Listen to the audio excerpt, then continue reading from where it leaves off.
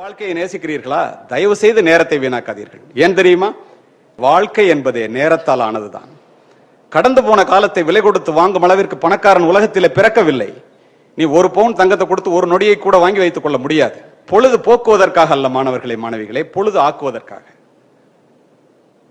இந்தியர்கள் கடிகாரத்திலே மணியை மட்டும் பார்க்கின்றோம்.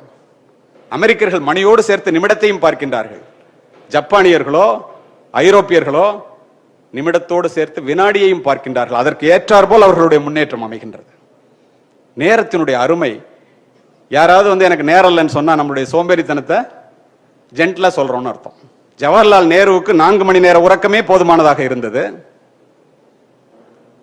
இந்திரா காந்திக்கு 3 மணி நேர உறக்கமே போதுமானதாக இருந்தது. தாமஸ் ஆல்வா எடிசனுக்கு ஒரு ஆய்வுக்கும் இன்னொரு ஆய்வுக்கும் இடையிலே தூங்குவதே போதுமானதாக இருந்தது.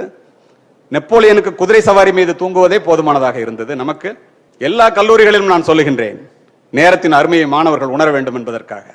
3 மணிக்கு எழுபவன் முனிவன், 4 மணிக்கு எழுபவன் ஞானி, 5 மணிக்கு எழுபவன் அறிஞன், 6 மணிக்கு எழுபவன் மனிதன், 7 மணிக்கு எழுபவர்கள் எருமை என்பேன்.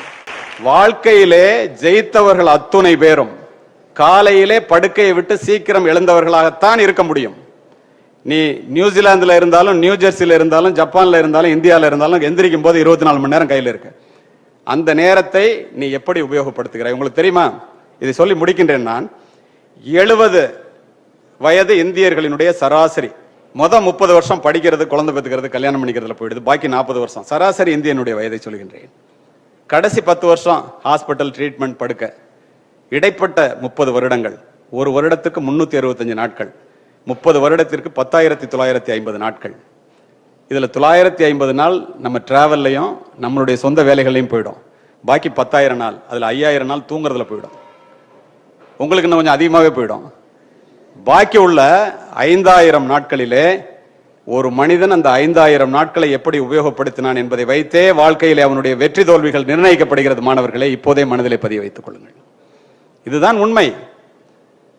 ஒரு மாதத்தினுடைய அருமை குறை மாதத்தில் பிள்ளை பெற்ற பெண்ணுக்குத்தான் தெரியும். ஒரு நாளினுடைய அருமை ஒரே நாள்ல கவர்மெண்ட் சர்வீஸ்ல சேரும் போது பதவியை பறி கொடுக்கிறவன் தான், லேட்டா சேர்ந்ததுனால பறி கொடுக்கிறவனுக்கு தான் ஒரு நாளோட அருமை தெரியும். ஒரு நிமிடத்தினுடைய அருமை ஒரு நிமிடத்துல விமானத்தை கோட்ட விட்டவனுக்கு தான் தெரியும். ஒரு வினாடியினுடைய அருமை, ஒரே வினாடி கண்ணை இருந்ததுனால் விபத்திலே தன்னுடைய உயிரை அல்லது தன்னுடைய கைகால்களை இழந்தவனுக்கு தான் தெரியும். ஒரு மைக்ரோ செகண்டினுடைய அருமை ஒலிம்பிக்ல ஓடுற உசைன் போல்ட்டுக்கு தான் தெரியும். நமக்கு தெரியாது. தயவு செய்து வாழ்க்கையிலே முன்னேற வேண்டும் என்றால் நேரத்தை விரயம் செய்யாதீர்கள்.